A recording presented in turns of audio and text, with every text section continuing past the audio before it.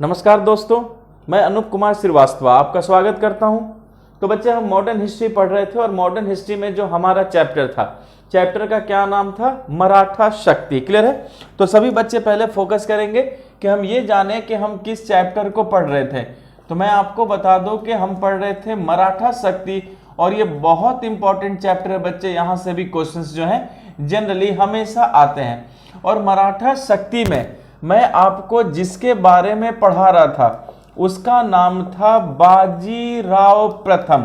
Clear है? आप इसी क्लास का रिवीजन करेंगे। मैं बाजीराव प्रथम के बारे में बता रहा था और मैंने आपको बताया था कि बाजीराव प्रथम लड़ाकू पेशवा था।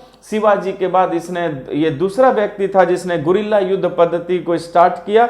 यह विस्तारवादी प्रवृत्ति का था। क्लियर है बच्चे? अब याद रखिएगा कि क्या हुआ कि बाजीराव प्रथम ने सर्वप्रथम हैदराबाद के निजाम को पराजित किया। क्लियर है? हमें याद रखना इसके इंपॉर्टेंट पॉइंट को कि बाजीराव प्रथम ने सर्वप्रथम 1728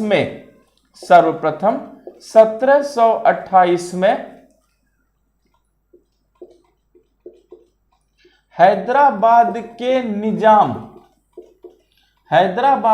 निजाम को, क्लियर है बच्चे? सर्वप्रथम बाजीराव प्रथम ने 1728 में हैदराबाद के निजाम को पालखेड़ा के समीप पराजित किया। पालखेड़ा के समीप क्या किया बच्चे? पराजित किया। क्लियर है? एवं ये एक इंपॉर्टेंट इसने संधि की थी जिसका नाम था मुंशी शिवगांव। क्लियर है? तो सभी बच्चे याद रखेंगे, ये बहुत इंपॉर्टेंट है कि पराजित किया एवं मुंशी शिवगांव की संधि की। मुंशी शिवगांव की क्या की इसने? संधि की। तो सभी बच्चे बोर्ड पर ध्यान देंगे कि सर्वप्रथम बाजीराव प्रथम ने क्या किया बच्चे? 1728 ईस्वी में हैदराबाद के निजाम से युद्ध किया और पालखेड़ा के समीप पराजित किया तथा मुंशी शिवगांव की संधि की, जो एक इंपॉर्टेंट संधि थी बच्चे। इसके बाद इसने क्या किया कि गुजरात एवं मालवा को भी जीता। क्लियर है? फिर याद रखना है कि बाजीराव प्रथम, क्योंकि यह विस्तारवादी प्रवृत्ति का था, इसने गुजरात एवं मालवा को भी जीता। मालवा को जीत लिया। पूरी बात समझ में आ गई बच्चे? तो आप भूलेंगे नहीं कि बाजीराव प्रथम अपने विस्तारवादी प्रवृत्ति के कारण सर्वप्रथम 1728 में हैदराबाद के निजाम को पालखेड़ा के समीप पराजित किया और मुंशी शिवगांव की संधि कर ली। उसके बाद गुजरात को भी जीता, उसके बाद मालवा को भी जीता। लेकिन आपको यहां एक बात याद रखनी है। क्वेश्चन यह है बच्चे कि बाजीराव प्रथम की कौन सी जीत उसके महत्वपूर्ण विजयों में शामिल थी, और यह जीत थी बुंदेलखंड का विजय। आप याद रखेंगे कि बुंदेलखंड का जो विजय था वो बाजीराव प्रथम के महत्वपूर्ण विजयों में जाना जाता है। यह बहुत इंपॉर्टेंट है। पूरी बात समझ में आ गई बच्चे? तो यहां सभी लोग क्लियर कीजिएगा कि बुंदेलखंड का विजय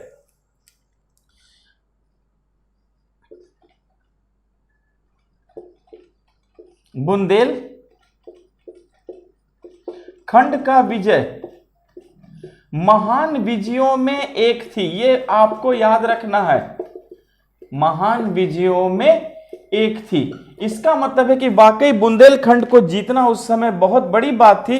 तो बाजीराव प्रथम ने जब बुंदेलखंड को जीता तो उसके महान विजयों में एक कहा गया। किसे कहा गया? बुंदेलखंड के विजय को बाजीराव प्रथम के महान विजयों में से एक कहा गया। पूरी बात समझ में आ गई? ठीक। उसके बाद याद रखिएगा, इसने मोहम्मद खां बंगस को भी पराजित किया। इन लोगों को जानना है बच्चे, क्योंकि बाजीराव प्रथम ये लोग बहुत इंपॉर्टेंट हो जाते हैं। तो याद रखना है कि इसने मोहम्मद खां बंगस को भी पराजित किया। याद रखेंगे कि किसे पराजित किया? मोहम्मद खां बंगस। क्योंकि बच्चे ये जो मोहम्मद खां बंगस था, ये क्या करना चाह रहा था कि बुंदेलखंड के शासक को पराजित करना चाहता था, उखाड़कर फेंक देना चाहता था। लेकिन बाजीराव प्रथम ने क्या किया कि बुंदेलखंड का जो राजा था उसका नाम था छत्रसाल। छत्रसाल की मदद की और उसने क्या किया? बाजीराव प्रथम ने इस मोहम्मद खां बंगस को भी क्या किया? पराजित किया। अब याद रखेंगे कि जिस तरीके से बाजीराव प्रथम जीत पर जीत करते जा रहा था, इसके दिमाग में यह आया कि ये दिल्ली पर भी आक्रमण करे, क्योंकि दिल्ली पर कौन लोग थे? मुगल सम्राट थे। तो उस समय जो छत्रपति थे, जो शासक थे, उनका नाम शाहू था। तो याद रखेंगे कि बाजीराव प्रथम ने शाहू से कहा था, मुगल सम्राट के लिए कहा था कि आओ इस जर्जर हो चुके वृक्ष के जड़ पर प्रहार करें, शाखाएं खुद ब खुद गिर जाएंगी। तब शाहू ने कहा था बाजीराव प्रथम को कि निसंदेह आप योग्य पिता के योग्य पुत्र हैं और निसंदेह आप ऐसा कर देंगे, यानी मराठा झंडे को कृष्णा नदी से या गोदावरी नदी से लेकर आप हिमालय तक फहरा देंगे। तो ये जो बात हुई थी बाजीराव प्रथम और शाहू के बीच हुई थी। तो सोचिए कि बाजीराव प्रथम कितना ज्यादा आत्मविश्वास में बढ़ा हुआ था, और इसी आत्मविश्वास के कारण बाजीराव प्रथम ने 1737 में दिल्ली पर आक्रमण किया था। पूरी बात समझ में आ गई? याद रखेंगे बच्चे कि बाजीराव प्रथम ने 1737 में दिल्ली पर आक्रमण किया, दिल्ली पर आक्रमण किया। और दिल्ली पर कौन लोग थे? मुगल शासक थे। तो आपको इस बात को भी याद रखना है बच्चे कि 1737 में बाजीराव प्रथम ने क्या किया? दिल्ली पर भी आक्रमण किया, क्योंकि वो मराठा पताका को दक्षिण भारत से लेकर पूरे उत्तर भारत तक फैला देना चाहता था। ये इतना साम्राज्यवाद को अपने फैलाना चाहता था। इससे क्या पता चला? इससे पता चला बच्चे कि जो मराठा शक्ति थी उसने अपनी सर्वोच्चता को हासिल कर ली। तो इस बात को याद रखना है कि बाजीराव प्रथम के कारण जो मराठा शक्ति थी बच्चे, उसने अपने सर्वोच्चता को फिर से क्या किया? प्राप्त किया। पूरी बात समझ में आ गई? पहले मैं इसे मिटा दूं, ये सीख चुके हैं आप लोग? ओके।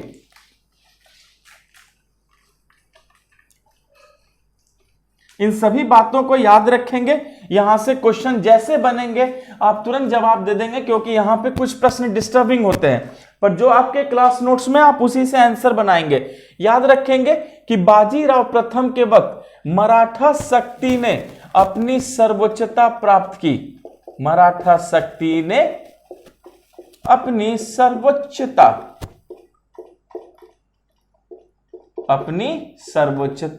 प्राप्त की। क्लियर है? तो इस बात को याद रखिएगा कि ये बाजीराव प्रथम था बच्चे, जिसके कारण मराठा शक्ति ने अपनी सर्वोच्चता को भी प्राप्त कर ली। और फिर बच्चे इस समय जो मुगल बादशाह थे, मुगल बादशाह मोहम्मद शाह था। क्लियर है कि जब बाजीराव प्रथम ने दिल्ली पर आक्रमण किया था तो मुगल बादशाह मोहम्मद शाह था। याद रखेंगे मोहम्मद शाह दिल्ली छोड़ने तक को तैयार हो गया था। इसका मतलब है कि बाजीराव प्रथम का आक्रमण इतना तेज था कि मोहम्मद शाह जो है वो दिल्ली छोड़ने के लिए भी क्या हो गया था? तैयार हो गया था। क्लियर है? अच्छा, यहां पर याद रखिएगा कि यूरोपीय कंपनियों का आगमन शुरू हो चुका था।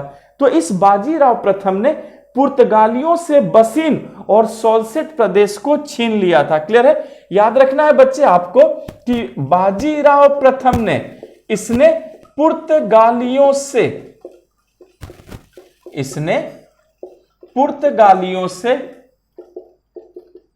बसीन एवं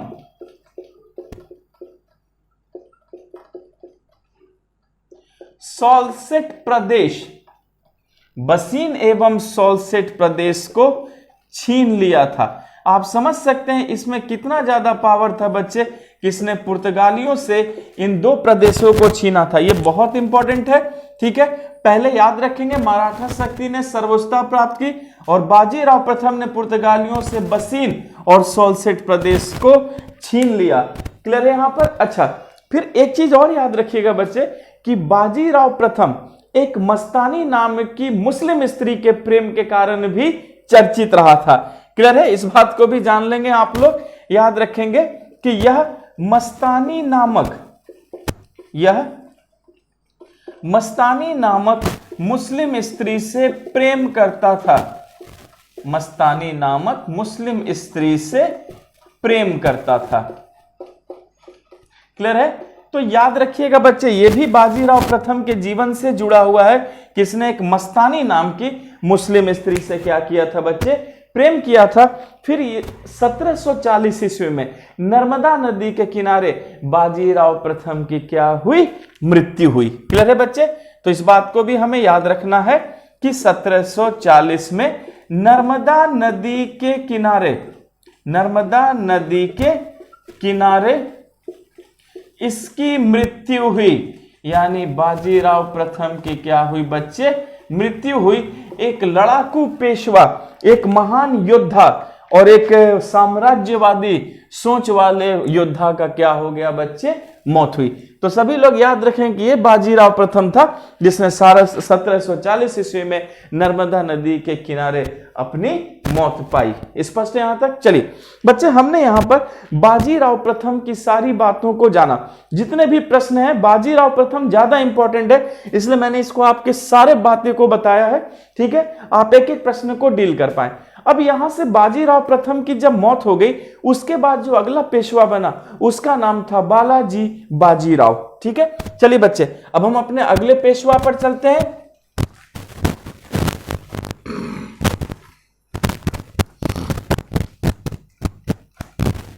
अब जो हमारा अगला पेशवा है उसका नाम है बालाजी बाजीराव, और ये इंपॉर्टेंट है बच्चे, बालाजी बाजीराव।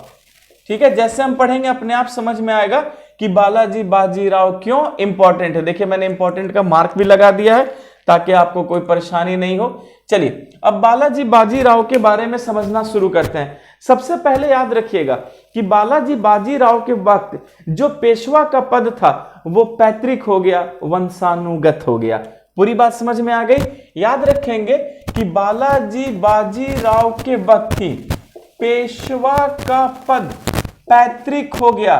पैतृक का मतलब है बच्चे वंशानुगत हो गया, यानी अगला पेशवा इसका पुत्र ही बनेगा। तो ये बहुत इंपॉर्टेंट है, आपसे पूछा जाएगा कि बताओ पेशवा का पद पैतृक हो गया, वंशानुगत हो गया, किसके काल में? तो आप क्या कहेंगे? बालाजी बाजीराव के काल में। क्लियर है? अच्छा बच्चे, एक और इंपॉर्टेंट बात हुई कि जब पेशवा का पद पैतृक हो गया, इसका मतलब है पेशवा वाकई बहुत मजबूत था। तो अगर पेशवा बहुत मजबूत था तो कुछ शक्ति राजा के पास भी तो थी, यानी अब राजा की सारी शक्ति किसके हाथ में आएगी? पेशवा के हाथ में।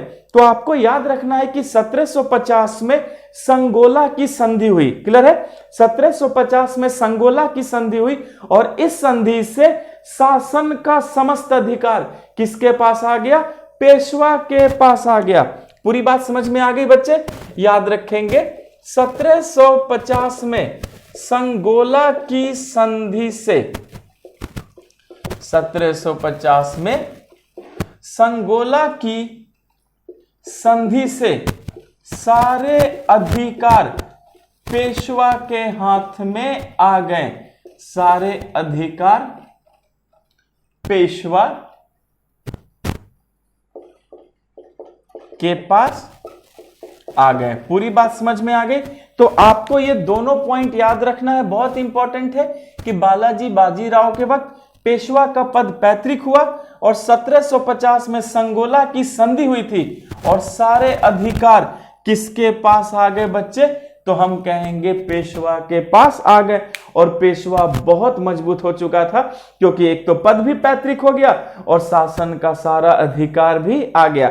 अच्छा एक चीज याद रखिएगा कि बालाजी बाजीराव का एक और नाम था, इसे ही नाना साहब भी कहा जाता था। इसे ही नाना साहब भी कहा जाता था। नाना साहेब भी कहा जाता था, यानी जो बालाजी बाजीराव था वही क्या था बच्चे? नाना साहेब था। इस बात को भी याद रखिएगा कि बालाजी बाजीराव का ही दूसरा नाम क्या था?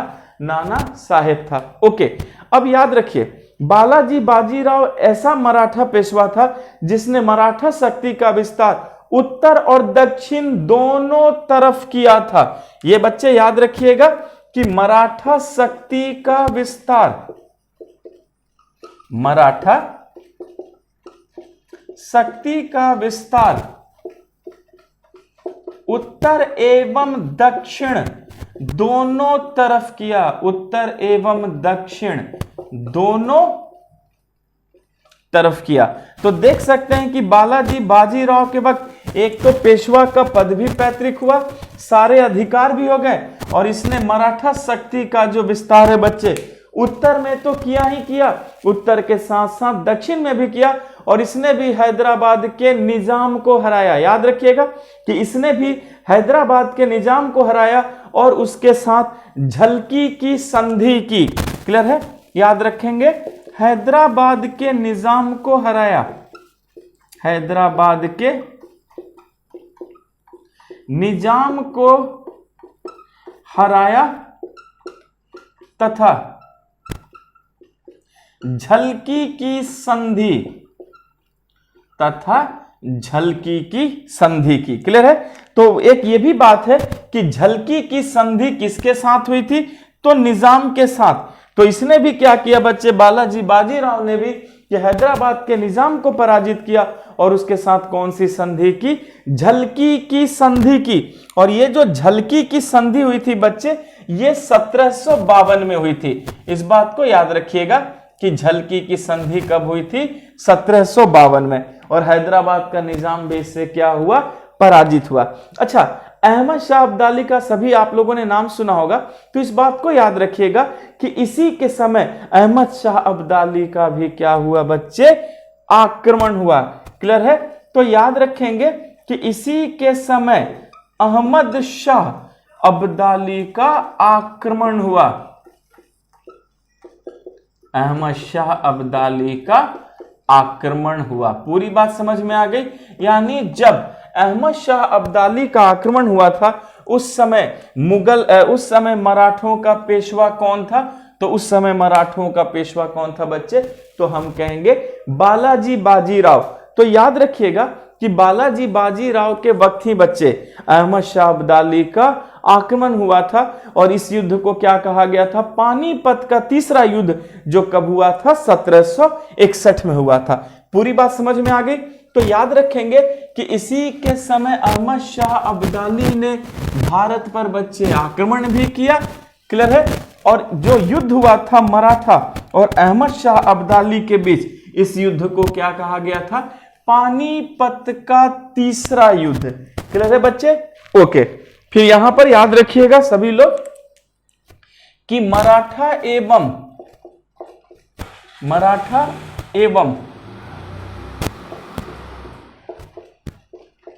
अब्दाली के मध्य, मराठा एवं अब्दाली के मध्य पानीपत का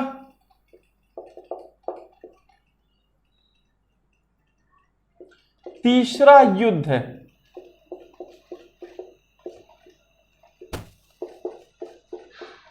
हुआ था। क्लियर है? This is very important. यानी जो पानीपत का तीसरा युद्ध हुआ था, उस समय मुगल बादशाह, उस समय बच्चे मराठा का पेशवा कौन था?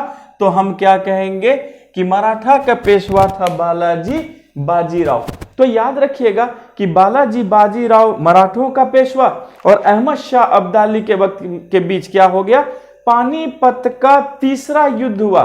क्लियर है? अच्छा, अब याद रखना है कि पानीपत का जो तीसरा युद्ध हुआ था, तो मराठा सेना का जो नेतृत्व किया था उसका नाम था सदाशिवराव भाऊ।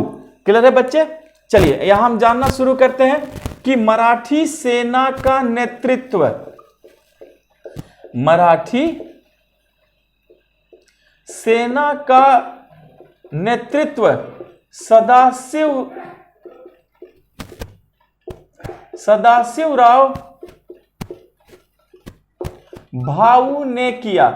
क्लियर है? ये एक बात याद रखिएगा कि मराठी सेना का नेतृत्व कौन कर रहा था? उसका नाम था सदाशिवराव भाऊ। तो बच्चे जो नेतृत्व करेगा वो सदाशिवराव भाऊ था, लेकिन प्रश्न है कि नाम मात्र का सेनापति कौन था? अगर सदाशिवराव बच्चे नेतृत्व कर रहा है तो जो सेनापति था वो तो नाम मात्र का हुआ। तो याद रखिएगा कि विश्वासराव जो था वो सिर्फ नाम मात्र का सेनापति था। क्लियर है? तो हमें इस बात को भी जानना है कि जो विश्वासराव था वो सिर्फ नाम मात्र का सेनापति था। विश्वासराव नाम मात्र का सेनापति था। और ओरिजिनल नेतृत्व किसने संभाला था बच्चे? तो ओरिजिनल नेतृत्व संभाला था सदाशिवराव भाऊ ने। तो याद रखिएगा कि सदाशिवराव भाऊ ने नेतृत्व संभाला था और जो विश्वासराव था वो सिर्फ क्या था बच्चे, नाम मात्र का सेनापति था। अच्छा, एक चीज याद रखिएगा कि जो मराठों की जो सेना थी वो यूरोपीय तकनीक पर आधारित थी। ये बहुत इंपॉर्टेंट बात है कि मराठा सेना का जो तकनीक था वो किस पर आधारित था, यूरोपीय तकनीक पर आधारित थी। क्लियर है? मराठा सेना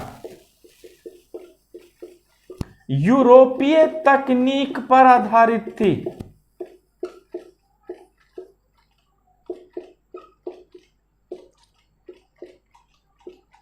मराठी सेना बच्चे किस पर आधारित थी, यूरोपीय तकनीक पर। इसका मतलब है कि यूरोपियन लोगों की जो तकनीक थी उस तकनीक को मराठा पसंद करते थे।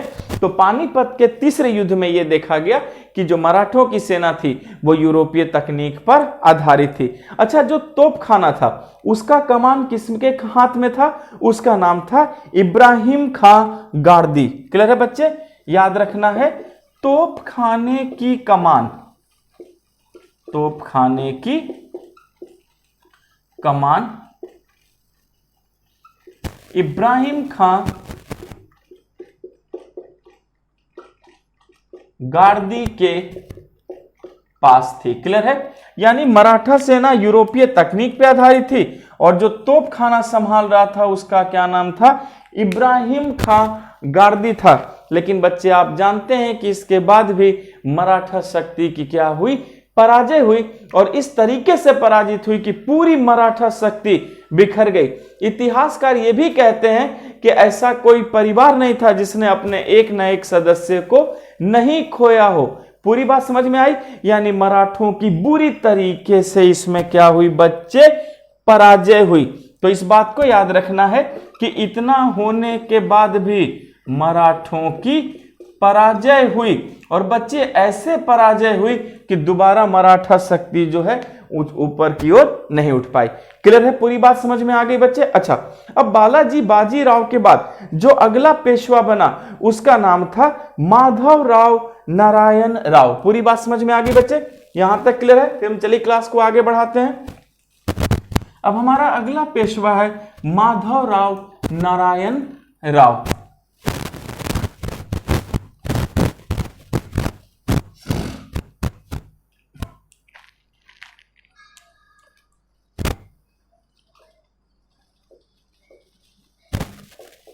माधवराव नारायण राव। तो चलिए बच्चे जरा माधवराव नारायण राव के बारे में भी एक बात जान ले। सभी लोग याद रखिएगा कि माधवराव नारायण राव भी जब गद्दी पर बैठा तो इसने भी हैदराबाद के निजाम को पराजित किया। ये सबकी खूबी थी। तो याद रखना है, इसने भी क्या किया था बच्चे, निजाम को पराजित किया।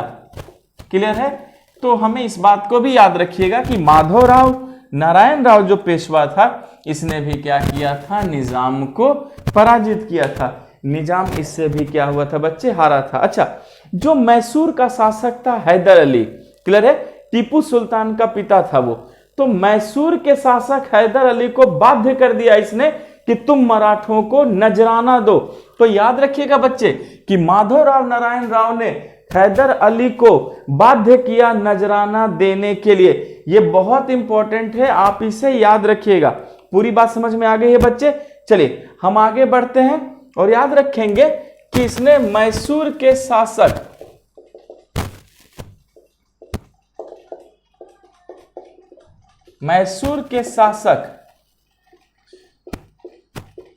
हैदर अली को नजराना देने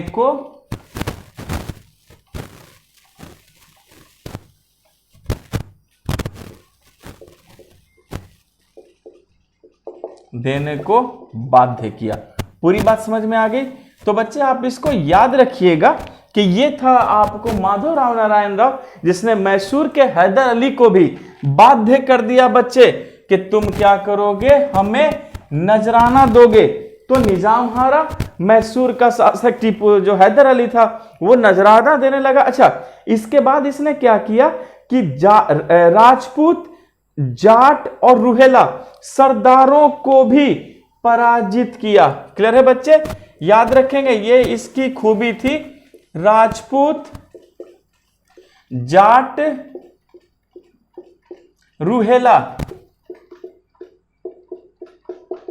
सरदारों को अपने अधीन किया। सरदारों को अपने क्या किया बच्चे? अधीन किया। इसका मतलब वाकई माधवराव नारायण राव इतना मजबूत था, बस है उसने सबको, आप देख सकते हैं, राजपूत हो, जाट हो, रूहेला हो, इन सरदारों को भी क्या किया बच्चे? इसने अपने अधीन कर लिया, यानी अपनी मजबूती को दिखाया। क्लियर है बच्चे? अच्छा, फिर इसने मालवा और बुंदेलखंड को भी जीता। मालवा और बुंदेलखंड को भी जीता। फिर इसने मालवा एवं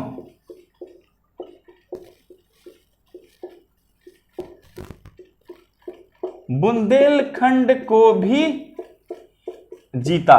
तो देख सकते हैं कि बच्चे ये भी कितनी तेजी से आगे बढ़ रहा है, और इसने मालवा और बुंदेलखंड को भी क्या किया बच्चे? जीत लिया। तो आप भूलेंगे नहीं कि माधवराव नारायण राव भी अपने में कितना मजबूत था। अच्छा, एक चीज और आपको याद रखना है बच्चे कि जो मुगल बादशाह था जिसका नाम शाह आलम द्वितीय था, वो उस समय अंग्रेजों का पेंशन याफ्ता था। इसने क्या किया कि मुगल बादशाह शाह आलम द्वितीय को दोबारा 1771 में दिल्ली की गद्दी पर बैठा दिया बच्चे। ये बहुत इंपॉर्टेंट है भाई, आप इसे भूलेंगे नहीं कि मुगल